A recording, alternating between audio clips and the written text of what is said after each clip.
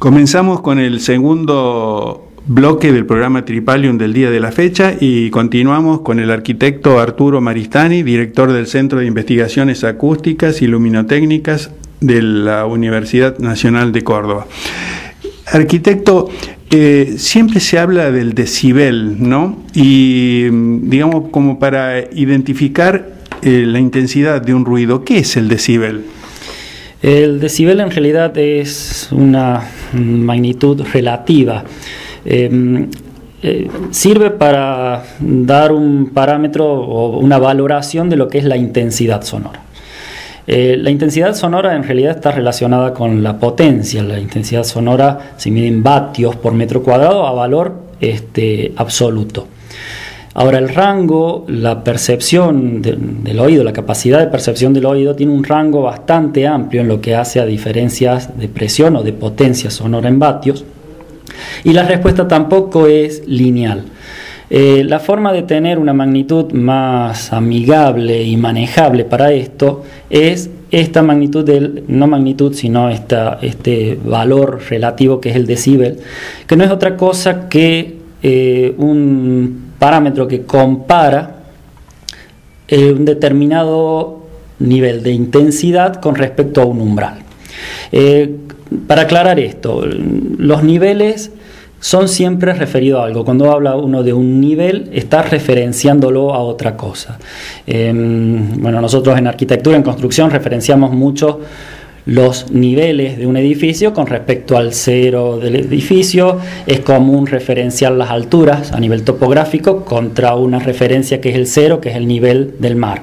Son relativos a algo. En el caso del decibel también es relativo a un umbral de audición, una potencia mínima que el oído necesita para que se produzca la sensación auditiva.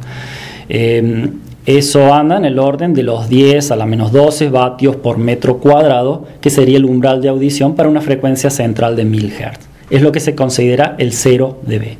A partir de allí hay una relación logarítmica hasta llegar aproximadamente el umbral de daño al oído, que está en el orden de los 140 decibeles. ¿Qué sería el caso, por ejemplo, de motores de reacción, de motores de aviación o otros tipos en el caso de una explosión podría ser también? Sí. Cuando uno habla de nivel de intensidad sonora, hay que referenciarlo también al nivel, a una distancia a la fuente. Entonces, los 130, 120, 130 decibeles podría ser la turbina de un avión.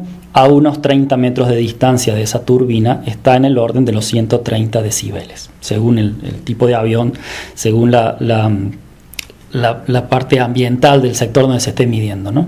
Pero siempre que se hable de nivel de intensidad sonora, se está referenciando a algo que no solamente tiene que ver la fuente sonora, sino también el campo de propagación, el lugar donde se esté emitiendo. Muchas veces, pues sobre todo en ámbitos laborales, ¿no? Aparecían personas con algún daño auditivo y a veces daños graves. Y bueno, se decía, si usted puede observar que este ámbito de trabajo no es un ámbito rumoroso, pero tenemos ruido de impacto, ruidos impulsivos y generalmente, como en el caso de ruidos de impactos, pueden generar un daño irreversible en cuestión de milésimas de segundo, ¿no? Esa característica de ese ruido. Sí, los ruidos, justamente las explosiones, los ruidos impulsivos, son ruidos de muy corta duración, de milisegundos, pero con una altísima intensidad. Entonces, el estar expuesto a un ruido de este tipo puede producir concretamente un daño auditivo concreto, que no tiene que ver con la duración del sonido. Los ruidos, los daños auditivos producidos por acumulación durante los años, tiene que ver con ruidos fluctuantes o ruidos constantes de intensidades medias o medias y altas. Mientras más alto es el nivel de ruido, nosotros sabemos que para una jornada laboral el nivel de ruido en decibel, el nivel de intensidad en decibeles, está en el orden de los 85 dB. para la jornada laboral de 8 horas. A medida que vamos aumentando, por ejemplo, 3 decibeles más implica dividir la jornada por la mitad para tener la misma energía acumulada en la exposición durante el día, la misma dosis, por decirlo de alguna manera. Eso se acumula con los años y puede producir pérdidas de audición en determinadas frecuencias que van resaltando las audiometrías.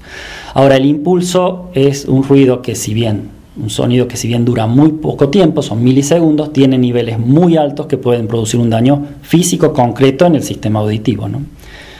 Y eso nosotros lo hemos verificado, estos ruidos impulsivos, midiendo, digamos, haciendo unas mediciones caseras, ¿no es cierto?, con un sonómetro, en la zona céntrica de la ciudad de Córdoba, donde están los autos parados esperando que se abra el semáforo verde, y cuando a veces, no sé, también ahí está la educación, pareciera que están expectantes esperando que se abra el semáforo y ponen el pie sobre el acelerador. Y hemos podido comprobar en zonas críticas como es Colón y General Paz, en la avenida Olmos y Maipú, que los valores picos que se registraban en el sonómetro cuando se daban esas situaciones eran mayores de los 90 decibeles. Sí, eso es así. Ahora, esos sonidos en los momentos de aceleración o de largada de un semáforo todavía duran más que lo que suele durar un impulso realmente. El impulso tiene muy corta duración, está más asociado a una explosión.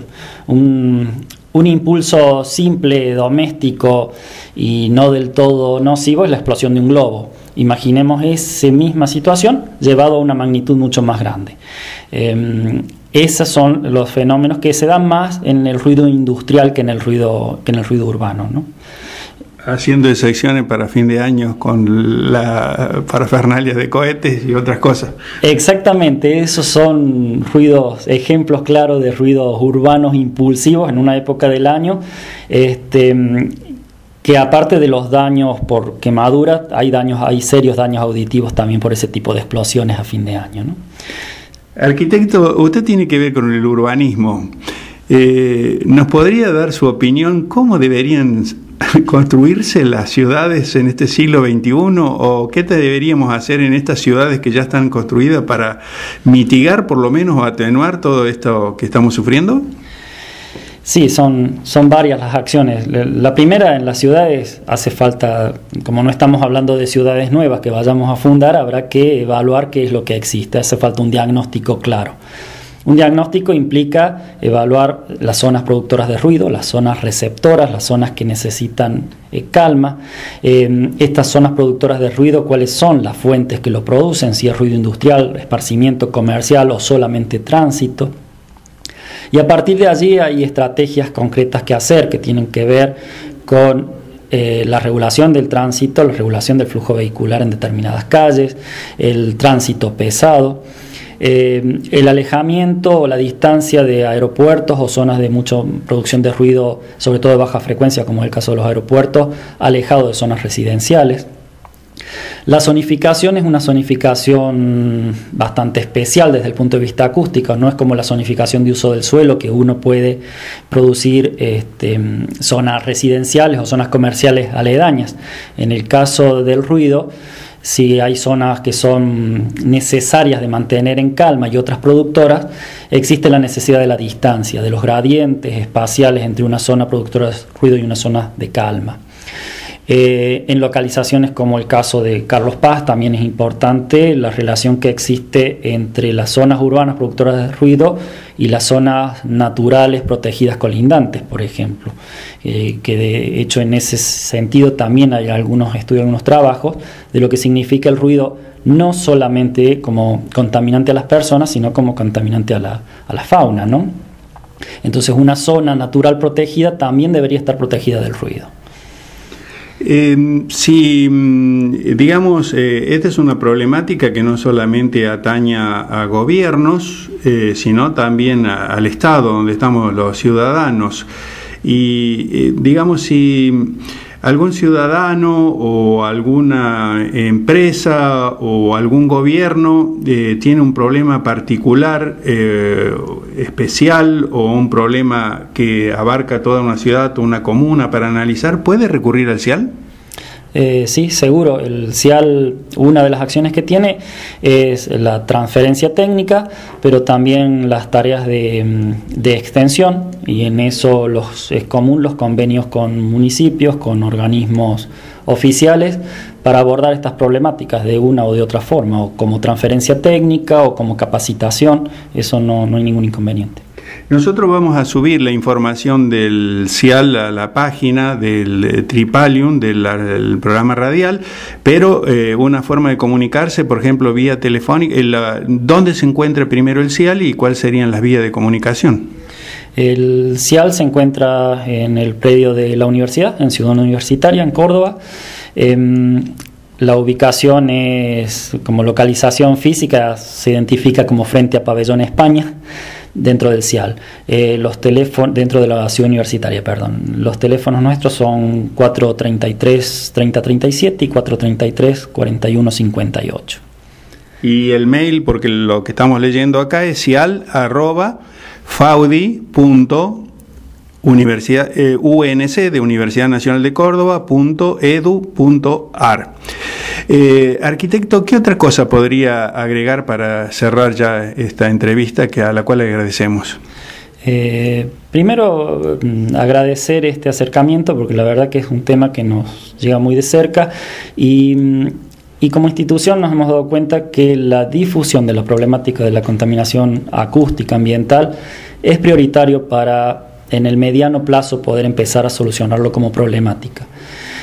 Reconocemos que como contaminante el ruido no está reconocido como uno de los más importantes, y en países como el nuestro muchas veces las prioridades pueden estar en otro lado. Eso no quita que tratemos de trabajar en el tema, de poner el esfuerzo común en esto, y nos interesa principalmente esto, poner en marcha un esquema de concientización de la población y que el tema de la contaminación por ruido tenga su solución a partir de la demanda social. Si no hay una demanda social, una demanda de la sociedad frente a la problemática, difícilmente desde estos institutos podamos hacer algo por solucionar el tema. Usted sabe que recién hablamos de educación y también algo cultural, ¿no?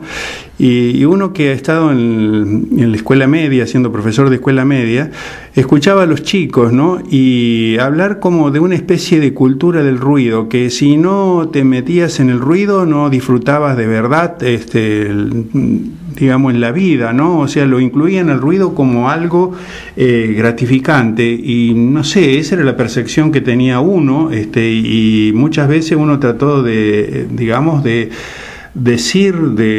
abrir puertas para que realmente se diesen cuenta de que esta era una problemática muy grave, y que sobre todo ellos, los adolescentes, podían estar expuestos a problemas muy serios, ¿no? Que tienen que ver con su salud.